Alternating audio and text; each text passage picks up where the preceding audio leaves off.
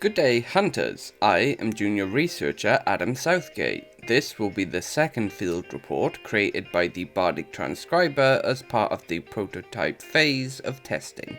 We are hoping to refine the design as time goes on so that it can be as unintrusive as possible to hunters who choose to use it.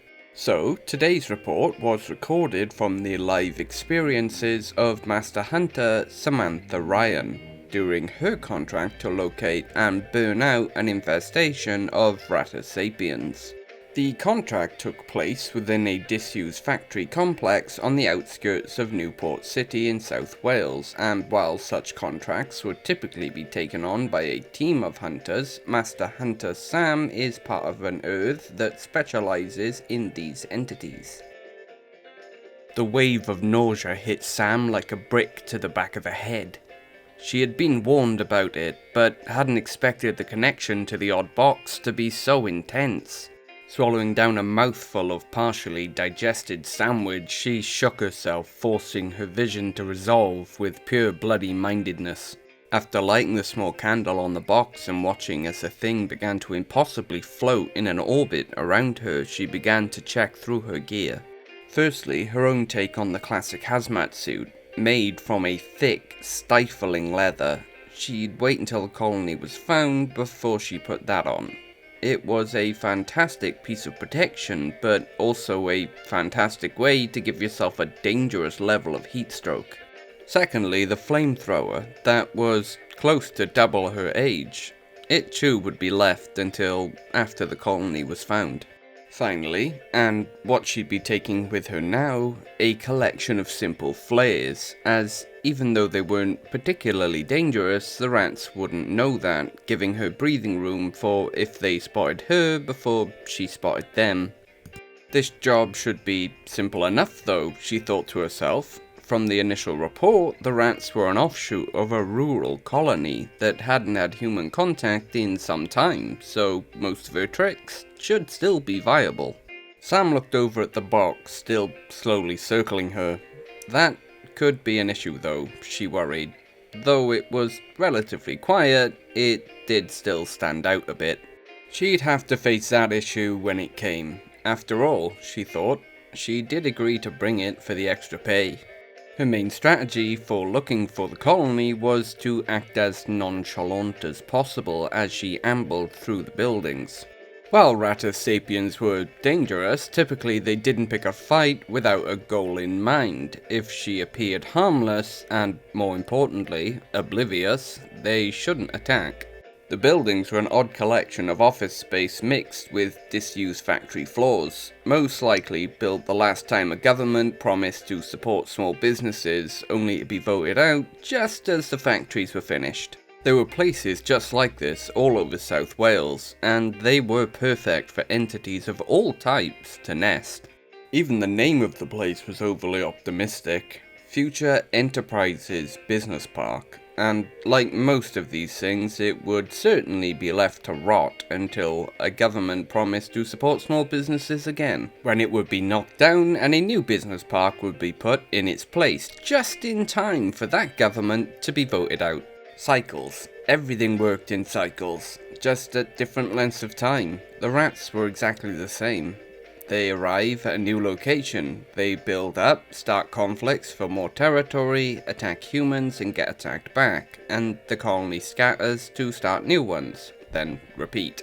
Sam's philosophical musings about the state of the country, and also the state of the universe, was stopped as she approached the entrance to the first building. A large plastic A1 was attached to the corner of the building, facing out towards the parking and entrance.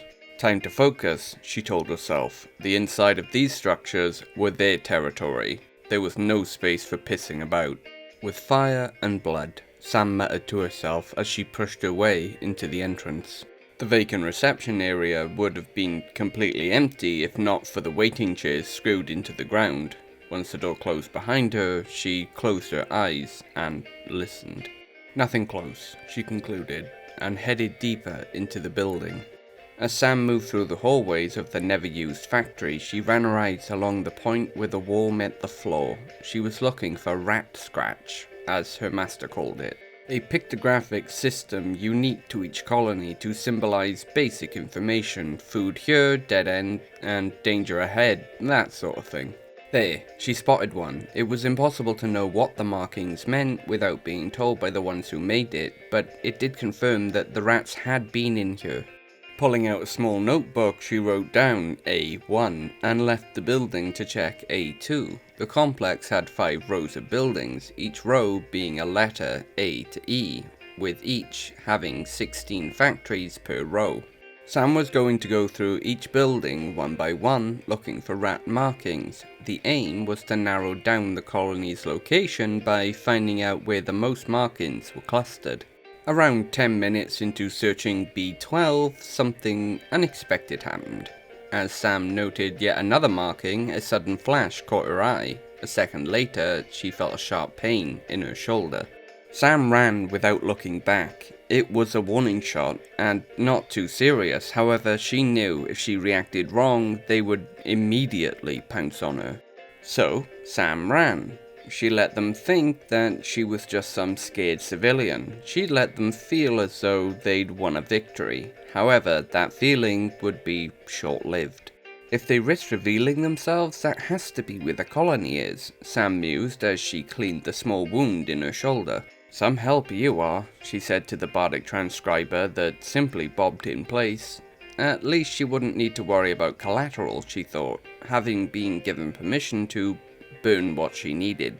They'd even reserved firefighters for her, which she felt was slightly insulting, though completely justified on second thought. Sam looked back at the factories. They were probably watching her now, waiting for her to leave. She'd need to pull the suit on in the van. Sam, already uncomfortable in her suit during the hot summer weather, pushed through the doors back into the factory reception.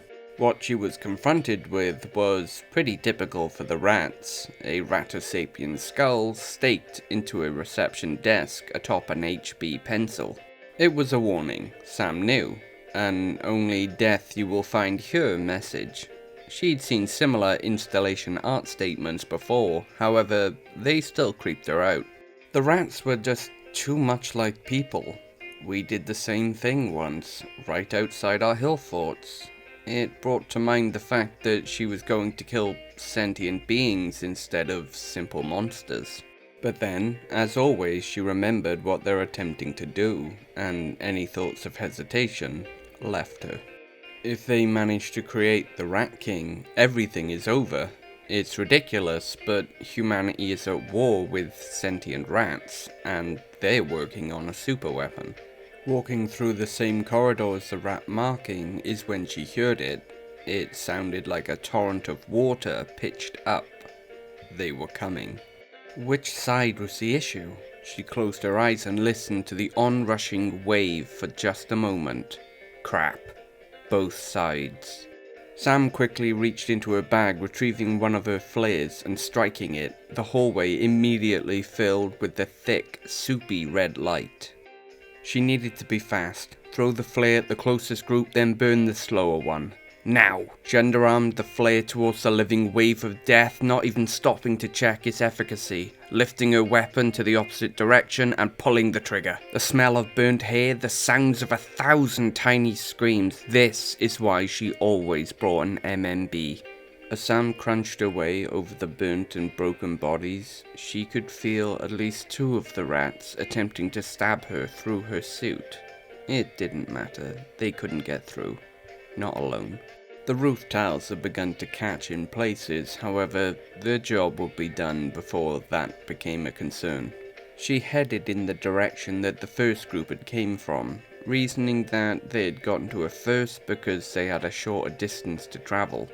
She didn't understand why the first group hadn't run. They saw what her weapon had done to the second, but just still waited, desperate to start attacking, even firing screws into her back, but not wanting to get too close to the flare.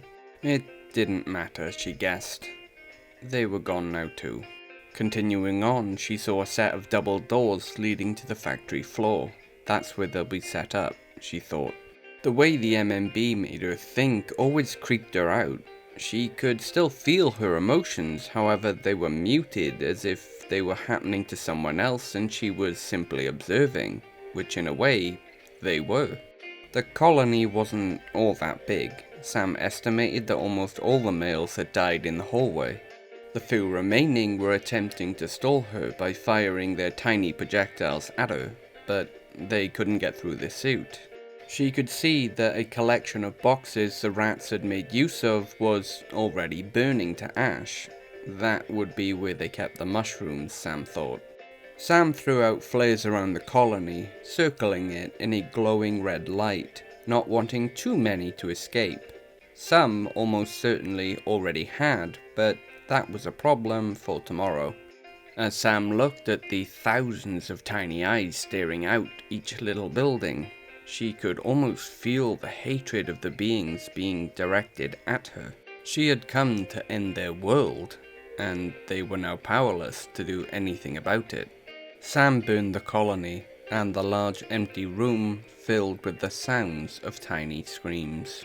At the very edge of Sam's perception, she felt a tear fall from her eye. But it didn't matter. The Rat King cannot come to be. Pulling off her suit back at the van, Sam was bathed in sweat. She quickly downed a large bottle of water and collapsed on the edge of the back doors. She was exhausted. She couldn't wait to get home and shower all this grime off herself. When she remembered, she was still linked to the MMB. She pulled the small box from her bag, opening it. The crystalline mind that had begun as an exact copy of her own was now cracked and discolored. It happened nearly every time. She smashed it, breaking the connection. So, there we go, the second field test of the Bardic Transcriber, and thankfully this time there wasn't any obvious issues. Dealing with Ratus Sapiens is horrific, and if they just agree to not continue down this path of creating the Rat King to kill us all, we'd make peace with them. But anyway, this report is a good example of how the MMB is useful for more than just fighting Eldritch and Abrahamic entities. While we do not support an over-reliance on them, as they do require a limited resource to create, with contracts such as these that are emotionally draining, it does make sense to make use of them. But that will be all for today, with Arthur's might and Merlin's wisdom. Thank you.